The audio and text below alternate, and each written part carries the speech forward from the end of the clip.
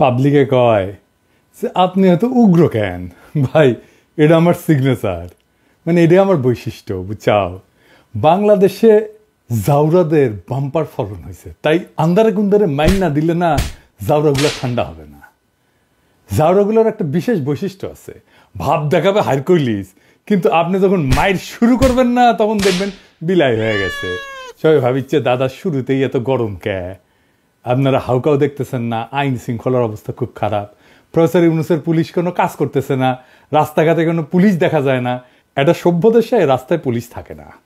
বাংলাদেশে সবচেয়ে বেশি ট্রান্সফর্মড হয়েছে পুলিশ, অবিশ্বাস্যভাবে ট্রান্সফর্মড হয়েছে। কোনো প্রাতিষ্ঠানিক সংস্কার ছাড়াই পুলিশের বিশাল পরিবর্তন হয়েছে। কি কি পরিবর্তন হয়েছে আসেন দেখি।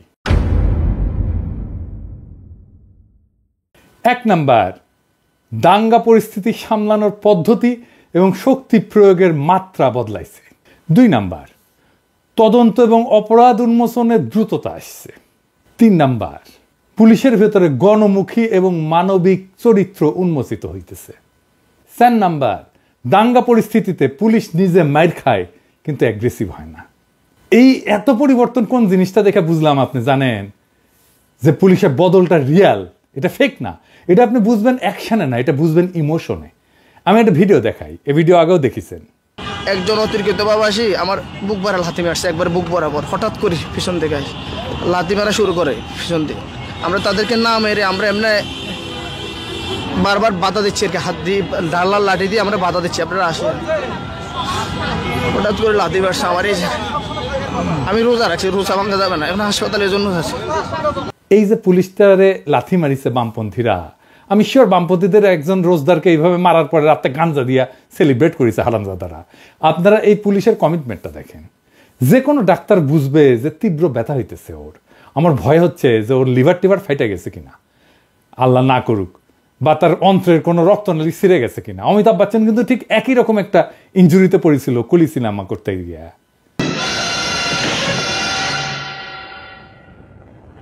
যাই হোক, পুলিশটা এখন কেমন আছে একটু জানায়েন আমারে, আমার খুব জানার ইচ্ছা কেমন আছে বেচারাটা। যেই পুলিশের এমন কমিটমেন্ট থাকে যে খোদা তাআলার আদেশের উপরে তীব্র শারীরিক কষ্টের চাইতেও ওষুধ নিয়ে রোজা ভাঙার বেদনা যার বেশি, সে একজন পিওর সোল, বিশুদ্ধ আত্মা। এইবার আমার দেশবাসীর কাছে প্রশ্ন, পুলিশ আক্রমণ করেনি, আপনারা জানেন।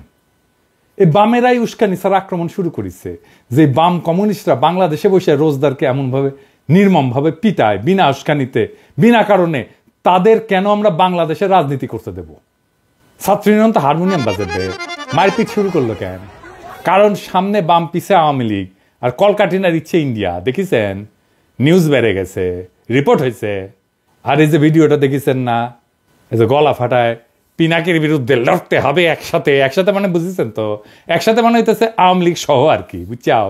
তার স্লোগান দিতেছে যে লোকটা, না দেখান এডিটর সাহেবটা ভালো করে দেখান, সে তার নাম হইতেছে রাসেল ইসলাম সুজন। ওর বিরুদ্ধে অন্তত 4 জন নারী 4 বার নারী নিপীড়নের অভিযোগ আনিছে পৃথক পৃথক ভিক্টিমের কাছ থেকে। এই লোক ছোটবেলা থেকেই নিপীড়ক।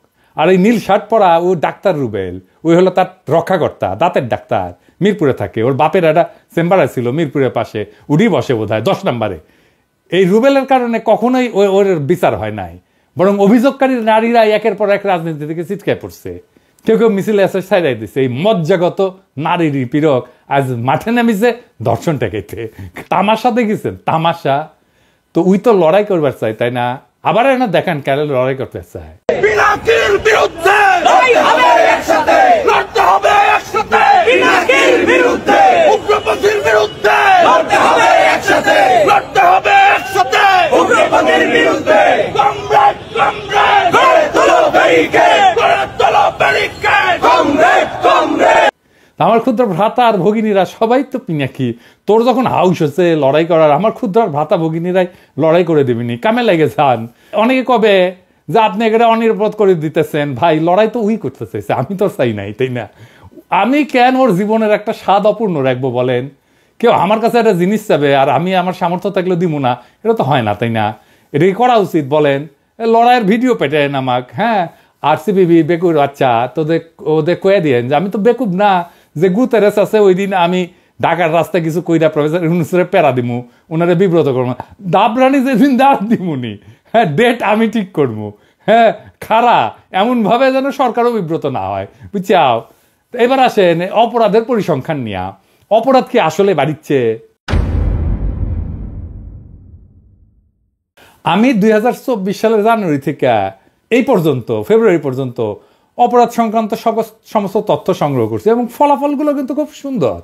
দেখেন, বিপ্লবের আগে প্রত্যেক মাসে মোট অপরাধের সংখ্যা 14,000 থেকে 17,000-এর মধ্যে ছিল, কিন্তু বিপ্লবের পরে এই সংখ্যা নাটকীয়ভাবে কমে গেছে, 8,800 থেকে 14,500-র মধ্যে নেমে আসছে। এডিটর সাহেব দেখায় দেন।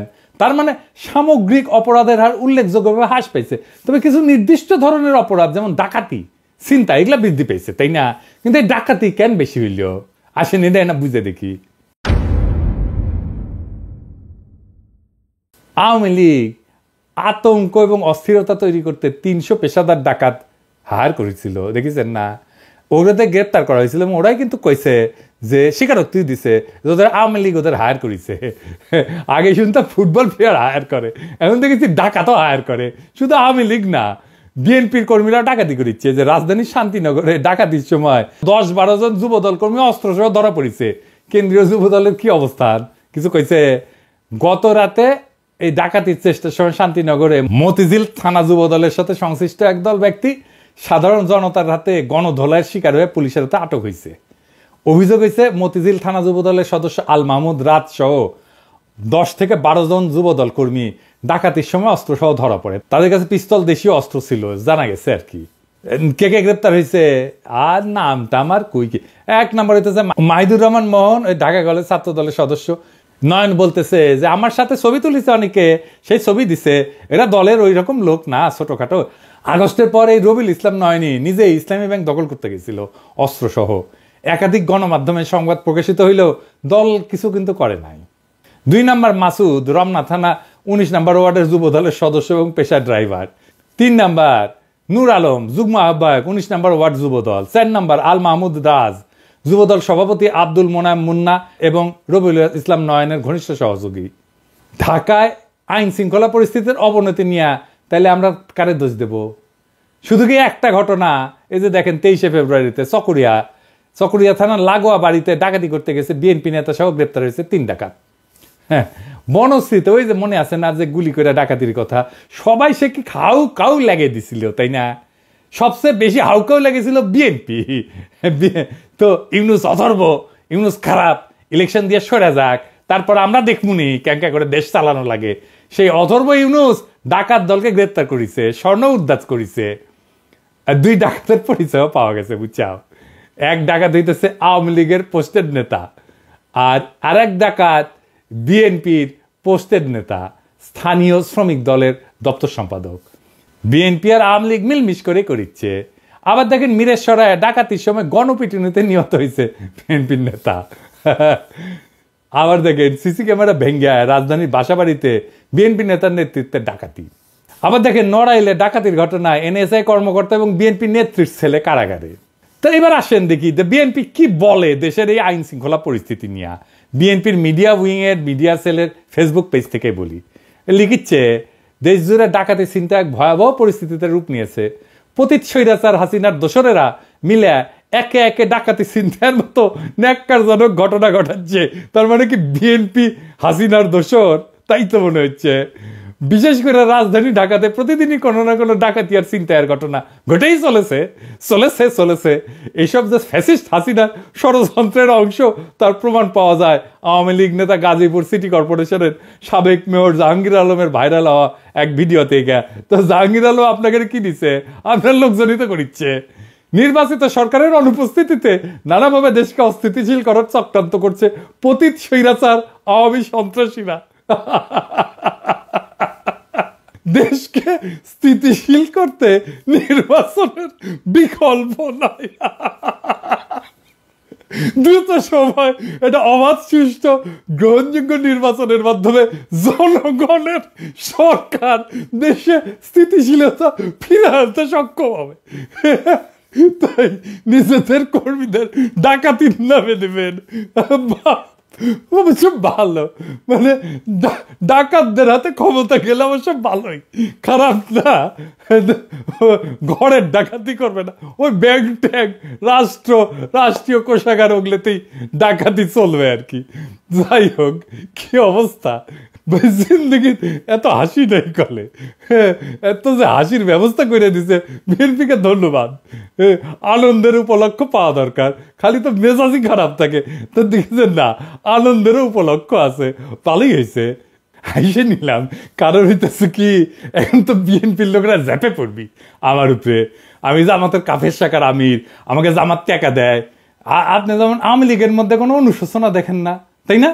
কোনো অনুশোচনা নেই, এত কিছু করছে। ঠিক একইভাবে বিএনপির মধ্যে কোনো লজ্জা নাই, এই যে এত কিছু হচ্ছে, কোনো লজ্জা নাই, কোনো লজ্জা নেই। আমরা বলতেছি, ভাবতেছি যে আমরা ওদের শত্রুতা করছি, ভাই নিজের লোক দলের লোক ডাকাতি করতে যে ধরা পড়িচ্ছে। আপনাদের তো সুইসাইড করা উচিত রে মিয়া। অনার বলে তো একটা জিনিস আছে, নির্লজ্জের মতো বলতেছেন নির্বাচন হলে সব ঠিক হয়ে যাবে। নির্বাচনটা আসলে কখন হবে? আসেন এই বিষয়ে আলাপ করি, সিরিয়াস আলাপে আসি, হাসি টাসি বাদ দিয়া। অনেকে বলতেছে প্রফেসর ইউনূস বলছে নির্বাচন ডিসেম্বরে হবে। না, প্রফেসর ইউনূস এটা বলেন নাই। ডিসেম্বর একটা কথার কথা, কোনো ডেডলাইন না। কেন না এটা বুঝায় বলি। প্রফেসর ইউনূস সংস্কারের বিষয়ে একটা ঐক্যমতের কাজ শুরু করছেন মার্চ থেকে, তাই না? ঘোষণা দিয়ে তিনি সেখানে দারুণ একটা পদ্ধতির অনুসরণ করছেন। তিনি বলছেন আমাদের নিজেদের তো কোনো এজেন্ডা নাই, আপনারা সব রাজনৈতিক দল শুধু যেই পয়েন্টে সংস্কারের জন্য একমত হবেন আমরা শুধু সেইটুকু করব। এখন এটাই তো ঠিক হয় নাই, সবাই মিলে কতটুকু চায়। বিএনপি বলতেছে নির্বাচনের জন্য ন্যূনতম সংস্কার ততটুকু কইরাই নির্বাচন। তো ভালো কথা, সেটা লিখে দেন না কেন, বলে আসেন প্রফেসর, দেরি করছেন কেন? সরাসরি বলে আসেন। এতদিন তো মার্চের তো অর্ধেক মাস পার হয়ে গেল, তাহলে অতটুকু করতে কত টাইম লাগে সেটা হিসাব করা যাবে নি। ডিসেম্বর কেন, জুন জুলাই তো হয়ে যেতে পারে নির্বাচন, যদি সবাই মিলে বলেন আমরা কোনো সংস্কারই চাই না। ইনফ্যাক্ট মির্জা আব্বাস তো আরো ডেঞ্জারাস কথা বলছে এই সংস্কার করলে আমরা এটা চেঞ্জ করবো ক্ষমতায় আসলে। আপনি শিওর আপনি ক্ষমতায় আসতে পারবেন মির্জা ভাই? হ্যাঁ, তাইলে একদিন বসেছিলেন কেন? আগেই বলতেন যে সংস্কার চাই না, বসে বসে সবাই বেকার খাটতো না, তাই না? আপনারাই যেহেতু দেশের মা বাপ, জিতলেই যেহেতু সবকিছু দেশের মালিকানা পাওয়া যান, দেশ তো জমিদারি আপনাদের, তাই না? জমিদারি কিনে নেন নির্বাচন কইরা, আপনার রাজনৈতিক দল তাই যা খুশি করতে পারেন। আর আমরা তো তেজপাতা, আপনার তো মির্জা ভাই রাজনীতি করাই উচিত না। এই কথাটা তো পুরাই অরাজনৈতিক, উদ্ধত হাসিনা, নমরুদ আর ফেরাউনের কণ্ঠস্বর। দেশটা তো আপনার বাপের না। জুলাই আগস্ট বিপ্লবের সময় ছাত্ররা লিখেছিল লাখো শহীদের রক্তে কেনা দেশটা কারো বাপের না, দেশকে আপনার বাপের মির্জা ভাই। ভোটে জিতে যা খুশি করার অধিকার আপনার থাকে না, পারলে করে দেখান যদি খ্যাডম থাকে, পারলে আমরা ঠেকাবো। জানের ভয়ে তো 28শে অক্টোবর দাঁড়াইতে পারেন নাই, মনে নাই? বল্টনে 16 বছর ফ্যাসিবাদের খাওয়াইছেন দেশটারে, 111 ঠেকাইতে পারেন নাই, এখন হারকিউলিস হয়ে গেছেন। বাপরে ডরাইছি। হ্যাঁ, আপনার তো দলের কর্মীদের উপরে দরদ নাই, ওদের একটু ডাকাতি করতে দেন, ওদের কি কোনোই অধিকার নাই? একটু জিব্বাটাকে সামাল দেন, সংযত করেন। ওই যে জন ডানের একটা কবিতা আছে বুঝছাও, ক্যানোনাইজেশন বলে, ইংরেজি যেহেতু লিখেছে ঠিকই লিখেছে, লিখেছে for God's sake hold your tongue and let me love. রবীন্দ্রনাথের বাংলা করেছিল দোহাই তোদের একটুকু চুপ কর, ভালোবাসিবারে দে আমারে অবসর। বিএনপির ভাইরা, মির্জা ভাইরা একটু বলেন দোহাই তোদের একটুকু চুপ কর, ডাকাতি করিবারে দে আমারে অবসর। এইবার আসেন 32 নাম্বার নিয়ে কথা বলি। দেখেছেন সোহরাওয়ার্দীর বডিগার্ড যিনি জয় বাংলা হয়েছিল না, সে সিঁড়িটা কলে ভাঙেনি। আমি পই করে কইছিলাম মাটির সাথে মিশা দেওয়া লাগবি, কানে কথা যায় নাই। যখন জানিছি ওটা জিন্দা আছে তখনই কইছি ওই শিরিক মন্দির বানাবি হাসিনার দলের লোকেরা। ঠিকই বানাইছে, দেখেন কি করিচ্ছে, দেখেছেন বুঝেছি। ওটা আমার নিজ দায়িত্ব লিয়া ভাঙা লাগবি। অসমাপ্ত আত্মজীবনী লিখেছিল সোহরাওয়ার্দীর বডিগার্ড, আর আমরা আপনারা অসমাপ্ত ভাঙাভাঙি করেছেন। আমি এর দায়িত্ব আর ক্ষুদ্র ভ্রাতাদের দিব না, একেবারেই দিব না। নিজে হাজির থাকবো। 5ই আগস্টের মধ্যে দেশে যাওয়ার পারি নাকি দেখি। সরকার তো আমার নেওয়ার জন্য ফরাসি সরকারের সাথে কথাবার্তা করছে। প্রফেসর ইউনূস নিজে উদ্যোগ নিচ্ছেন, আর উনি কথাবার্তা কইছেন, আশা করি হয়ে যাবে। এখনই আমার এই প্ল্যান শুনে স্যার কবের পারে যে তুমি তো আমার পারিছি থাকো, আশা লাগবি না, এটি তুমি এসে গেঞ্জাম বাঁধাবা। স্যার শুনেন, আমাদের বগুড়াতে একটা গান আছে বুঝছেন, ইউথকারের গান আছে, ওই গানটা হচ্ছে গ্যাঞ্জাম বাঁধাবো, শুধু গ্যাঞ্জাম। আমরা বগুড়ার লোক তো গ্যাঞ্জাম বাঁধানোর আমরা মাস্টার। আপনি আমাকে নেন বা না নেন, গ্যাঞ্জাম আমি বাঁধাবই। তার সে নেন, ওই চক্ষু লজ্জা আছে তো, তাতে হয়তো যদি কিছুটা সামাল হয়। যাই হোক, প্ল্যানটা কই। হ্যাঁ, এইবার আমি আমার ক্ষুদ্র ভগিনীদের নেব, জনা 30 ওরাই ভাঙবি। আমার কলেজ চাইনিজ বুদ্ধি, শিওর শট, কখনো ফেল করে না। আমার প্ল্যান, আমি ক্ষুদ্র ভগিনীদের লাইন ধরে সিঁড়ির দাঁড় করামু। হ্যাঁ, এক এক সিঁড়ির 2 থেকে 3 জন। তারপর উপর থেকে ওদের মাথার উপরে আরশোলা ছেড়ে দেবো। ওরা যে চিক্কন মারবে আর সিঁড়ির উপরে যে দাবি করবি না, ওই সাথে সিঁড়ি ভেঙ্গা মাটির সাথে মিশে যাবে। এই কৌশল বড় বিল্ডিং ভাঙার টাইমে কাজে লাগানো যাবে, শিওর শট। হ্যাঁ, এবার ক্ষুদ্র ভ্রাতাদের শিখে দিয়ে একটা টেকনিক। হ্যাঁ, প্যান্টের পকেটে জ্যান্ত আরশোলা নিয়ে যাবেন ডেটিং করতে গার্লফ্রেন্ডের সাথে।